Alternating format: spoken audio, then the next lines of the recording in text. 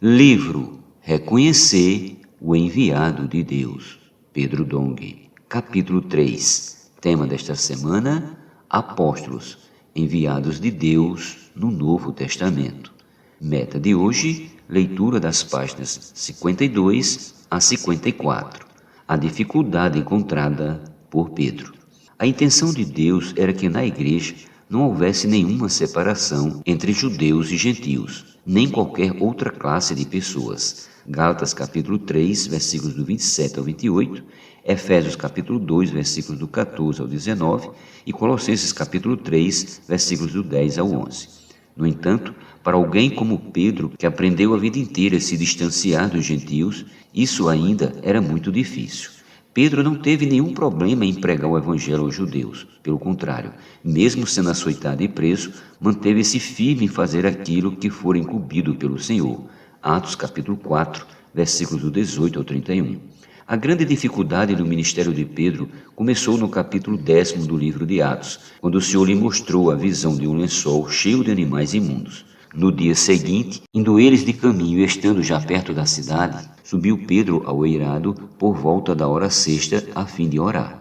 Estando com fome, quis comer, mas enquanto lhe preparava a comida, sobreveio-lhe um êxtase. Então viu o céu aberto e descendo um objeto como se fosse um grande lençol, o qual era baixado à terra pelas quatro pontas, contendo toda sorte de quadrúpedes, répteis da terra e aves do céu. E ouviu-se uma voz que se dirigia a ele: Levanta-te, Pedro, mata e come.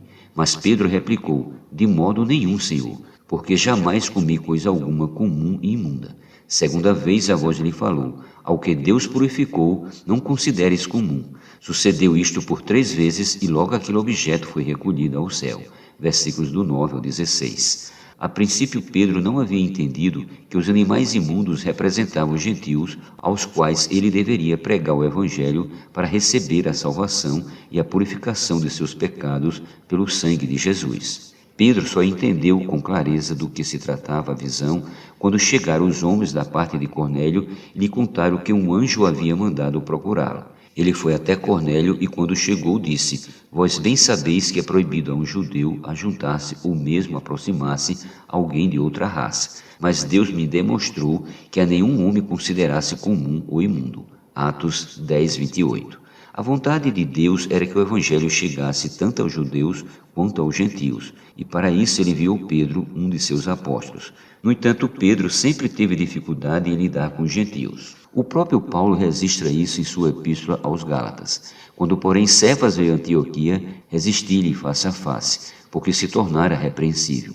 Com efeito, antes de chegarem alguns da parte de Tiago, comia com os gentios. Quando, porém, chegaram, afastou-se e, por fim, veio apartar-se, temendo os da circuncisão.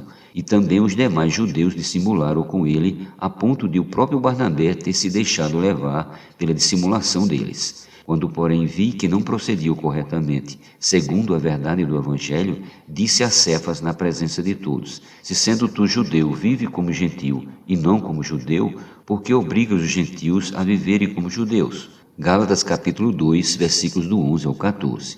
Apesar da dificuldade encontrada por Pedro, Deus jamais voltaria atrás em seu plano. Seu desejo era que os gentios recebessem a salvação, assim como os judeus. Por essa razão, ele levantou o apóstolo Paulo, outrora conhecido como Saulo de Tarso, que era perseguidor daqueles que invocavam o nome do Senhor. Atos 9:14. No próximo capítulo, veremos o chamamento de Paulo e como seu apostolado foi importante para a igreja, principalmente para os gentios.